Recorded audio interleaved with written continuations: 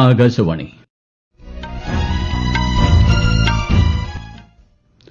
നമസ്കാരം. വാർത്തകൾ വായിക്കുന്നത് ഗോപകുമാർ.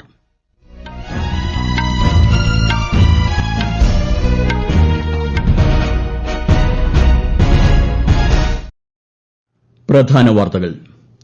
എയർ ഇന്ത്യ വിമാനാപകടത്തിൽ പരിക്കേറ്റവരെ സന്ദർശിച്ച് പ്രധാനമന്ത്രി നരേന്ദ്രമോദി. വാക്കുകൾക്കതീതമായ ദുരന്തമാണ് അഹമ്മദാബാദിൽ നടന്നതെന്ന് പ്രധാനമന്ത്രി. വിമാന അപകടത്തിൽ എയർക്രാഫ്റ്റ് ആക്സിഡന്റ് ഇൻവെസ്റ്റിഗേഷൻ ബ്യൂറോ അന്വേഷണം ആരംഭിച്ചു. വിമാന ദുരന്തത്തിൽ മരിച്ച പത്തനംതിട്ട സ്വദേശിയുടെ മൃതദേഹം നാട്ടിലെത്തിക്കാനുള്ള നടപടികൾ വേഗത്തിലാക്കുമെന്ന് കേന്ദ്ര സഹമന്ത്രി സുരേഷ് ഗോപിയും മന്ത്രി വീണ ജോർജും. ഇറാൻ ആണവ പദ്ധതി ലക്ഷ്യമിട്ട് ഇസ്രായേൽ അപ്രതീക്ഷിത ആക്രമണം നടത്തി. പശ്ചിമേഷ്യയിലെ സംഘർഷ സാഹചര്യങ്ങൾ കൂടുതൽ കലുഷിതമാവാൻ സാധ്യത. സംഘർഷങ്ങളിൽ ആശങ്ക പ്രകടിപ്പിച്ച് ഇന്ത്യ. നിലമ്പൂർ ഉപതെരഞ്ഞെടുപ്പിന് 6 ദിവസം മാത്രം ശേഷിക്കെ പ്രചാരണം ശക്തമാക്കി രാഷ്ട്രീയ പാർട്ടികൾ. കേരളത്തിൽ കാലവർഷം സജീവം. അടുത്ത 4 ദിവസം കനത്ത മഴയ്ക്കും ശക്തമായ കാറ്റിനും സാധ്യതയെന്ന് മുന്നറിയിപ്പ്. വാർത്തകൾ വിശദമായി. എയർ ഇന്ത്യ വിമാനാപകടത്തിൽ പരിക്കേറ്റവരെ പ്രധാനമന്ത്രി നരേന്ദ്രമോദി ഇന്ന് അഹമ്മദാബാദ് സിവിൽ ആശുപത്രിയിൽ സന്ദർശിച്ചു. വിമാനാപകടം നടന്ന സ്ഥലം സന്ദർശിച്ച് അദ്ദേഹം സ്ഥിതിഗതികൾ വിലയിരുത്തി. വാക്കുകൾക്ക് അതീതമായ ദുരന്തമാണ് അഹമ്മദാബാദിൽ ഇന്നലെ നടന്നതെന്ന് പ്രധാനമന്ത്രി പറഞ്ഞു. അപകടത്തിനിരയായവരുടെ കുടുംബങ്ങളുടെ ദുഃഖത്തിൽ പങ്കുചേരുന്നതായും അദ്ദേഹം സമൂഹമാധ്യമത്തിൽ കുറിച്ചു. സ്ഥിതിഗതികൾ വിലയിരുത്തുന്നതിനായി പ്രധാനമന്ത്രിയുടെ നേതൃത്വത്തിൽ ഉന്നതതല യോഗം ചേർന്നു. വിമാനാപകടത്തിൽ യാത്രക്കാരും ജീവനക്കാരും ഉൾപ്പെടെ 241 പേർ മരിച്ചതായി എയർ ഇന്ത്യ സ്ഥിരീകരിച്ചിരുന്നു. 169 ഇന്ത്യൻ പൌരന്മാരും 53 ബ്രിട്ടീഷ് പൌരന്മാരും 7 പോർച്ചുഗീസ് പൌരന്മാരും 1 കനേഡിയൻ പൌരനും 12 ജീവനക്കാരുമാണ് അഹമ്മദാബാദിൽ നിന്ന് ലണ്ടനിലേക്ക് പോകുകയായിരുന്ന AI-171 വിമാനത്തിൽ ഉണ്ടായിരുന്നത്.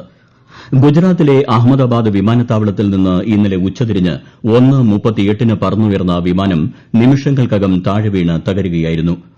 അഹമ്മദാബാദിലെ BJ മെഡിക്കൽ കോളേജ് വിദ്യാർത്ഥികളുടെ ഹോസ്റ്റൽ കെട്ടിടത്തിലേക്കാണ് ഇടിച്ചു കയറിയത്. ഗുജറാത്ത് മുൻ മുഖ്യമന്ത്രിയും BJP നേതാവുമായ വിജയ് രൂപാണിയും വിമാന അപകടത്തിൽ മരിച്ചവരിൽ ഉൾപ്പെടുന്നു. എയർ ഇന്ത്യ വിമാനത്തിലുണ്ടായിരുന്ന 242 പേരിൽ ഇന്ത്യൻ വംശജനായ ബ്രിട്ടീഷ് പൌരൻ വിശ്വാസ് കുമാർ രമേശ് മാത്രമാണ് രക്ഷപ്പെട്ടത്. അദ്ദേഹം ആശുപത്രിയിൽ ചികിത്സയിൽ തുടരുകയാണ്. പത്തനംതിട്ട പുല്ലാട് സ്വദേശിനി രഞ്ജിത ഗോപകുമാരൻ നായരും വിമാന ദുരന്തത്തിൽ മരണമടഞ്ഞവരിൽ ഉൾപ്പെടുന്നു. ലണ്ടനിൽ നഴ്സായി ജോലി ചെയ്തിരുന്ന രഞ്ജിത അവധിക്ക് ശേഷം മടങ്ങുമ്പോഴാണ് അപകടത്തിൽപ്പെട്ടത്. വിമാനം തകർന്നു വീണ പ്രദേശത്തുണ്ടായിരുന്ന 20-ലേറെ പേർക്കും ജീവൻ നഷ്ടമായി. ഇവരിൽ 4 പേർ BJ മെഡിക്കൽ കോളേജിലെ MBBS വിദ്യാർത്ഥികളാണ്. അപകടം ഉണ്ടായ ഉടൻ തന്നെ വിവിധ സുരക്ഷാ ഏജൻസികളുടെ നേതൃത്വത്തിൽ രക്ഷാപ്രവർത്തനം ആരംഭിച്ചിരുന്നു. ബോയിംഗ് 7878 ഡ്രീം ലൈനർ വിഭാഗത്തിൽപ്പെട്ട വിമാനമാണ് അഹമ്മദാബാദിൽ ഇന്നലെ തകർന്നു വീണത്. വിമാനാപകടത്തിൽ എയർക്രാഫ്റ്റ് ആക്സിഡന്റ് ഇൻവെസ്റ്റിഗേഷൻ ബ്യൂറോ അന്വേഷണം ആരംഭിച്ചു. അന്താരാഷ്ട്ര നിയമത്തിന് അനുസൃതമായിട്ടായിരിക്കും അന്വേഷണമെന്ന് കേന്ദ്ര വ്യോമയാന മന്ത്രി റാംമോഹൻ നായിഡു പറഞ്ഞു. ഭാവിയിൽ ഇത്തരം ദുരന്തങ്ങൾ ആവർത്തിക്കാതിരിക്കാനും വ്യോമസുരക്ഷ ഉറപ്പാക്കാനും വിദഗ്ധരെ ഉൾപ്പെടുത്തി ഉന്നതതല സമിതി രൂപീകരിക്കുമെന്നും അദ്ദേഹം അറിയിച്ചു. ലോകത്തെ നടുക്കിയ വിമാനാപകടത്തിൽ നിന്ന് എങ്ങനെ രക്ഷപ്പെട്ടെന്ന് വിശ്വസിക്കാനാവാത്ത അവസ്ഥയിലാണ് അപകടത്തെ അതിജീവിച്ച ഏക യാത്രക്കാരനായ വിശ്വാസ് കുമാർ രമേശ്.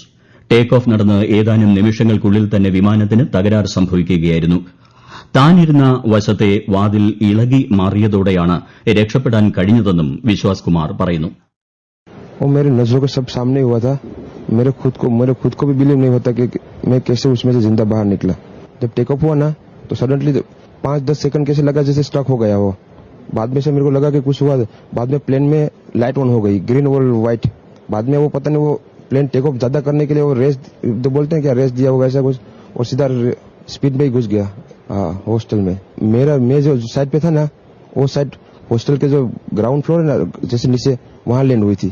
वहां थोड़ा पेस भी था क्योंकि अपोजिट साइड पे थे ना, वो बिल्डिंग का वो था ना दीवार, तो उधर से कोई शायद नहीं निकल सका होगा. വിമാനാപകടത്തിൽ മരിച്ച പത്തനംതിട്ട പുല്ലാട് സ്വദേശിനി രഞ്ജിത ഗോപകുമാരൻ നായരുടെ മൃതദേഹം നാട്ടിലെത്തിക്കാനുള്ള നടപടികൾ വേഗത്തിലാക്കുമെന്ന് കേന്ദ്ര സഹമന്ത്രി സുരേഷ് ഗോപി അറിയിച്ചു. രഞ്ജിതയുടെ വീട്ടിലെത്തിയ അദ്ദേഹം ബന്ധുക്കളുമായി സംസാരിച്ചു. മന്ത്രി വീണ ജോർജ് ഇന്ന് രഞ്ജിതയുടെ വീട്ടിലെത്തി കുടുംബാംഗങ്ങളെ ആശ്വസിപ്പിച്ചു. മൃതദേഹം നാട്ടിലെത്തിക്കുന്നതുമായി ബന്ധപ്പെട്ട് സർക്കാർ തലത്തിൽ ആശയവിനിമയം നടത്തിയതായും മന്ത്രി പത്തനംതിട്ടയിൽ മാധ്യമങ്ങളോട് പറഞ്ഞു. ഗവൺമെന്റ് ടു ഗവൺമെന്റ് ആശയവിനിമയം നടത്തിയിരുന്നു. അപ്പോൾ ഐഡന്റിഫൈ ചെയ്തു കഴിഞ്ഞാൽ പിന്നീടുള്ള നടപടികളിൽ കാലതാമസം ഉണ്ടാകില്ല എന്നുള്ളതാണ് അറിയിച്ചിട്ടുള്ളത്. അല്ലെങ്കിൽ DNA സാമ്പിൾ എടുത്ത് 72 മണിക്കൂറിന് ശേഷം അത് ഉള്ളിൽ ഫലം വന്ന് പിന്നീടായിരിക്കും ഇവിടെ എത്തിക്കുന്നതിനുള്ള നടപടികളൊക്കെ ഉണ്ടാവുക. അതിനനുസരിച്ച് ക്രമീകരിക്കും. അതുപോലെ കോഴഞ്ചേരി ഹോസ്പിറ്റലിലെ നഴ്സിംഗ് ഓഫീസറായിരുന്നു രഞ്ജിത. അപ്പോ തീർച്ചയായിട്ടും സർക്കാർ കുടുംബത്തിന്റെ കൂടെ ഉണ്ടാകും. ആവശ്യമായിട്ടുള്ള എന്തൊക്കെ നിയമപരമായിട്ട് ചെയ്യാനുള്ള എല്ലാ കാര്യങ്ങളും അതിന്റെ അടിസ്ഥാനത്തിൽ ചെയ്യും. ഈ വാർത്തകൾ ആകാശവാണിയിൽ നിന്ന്.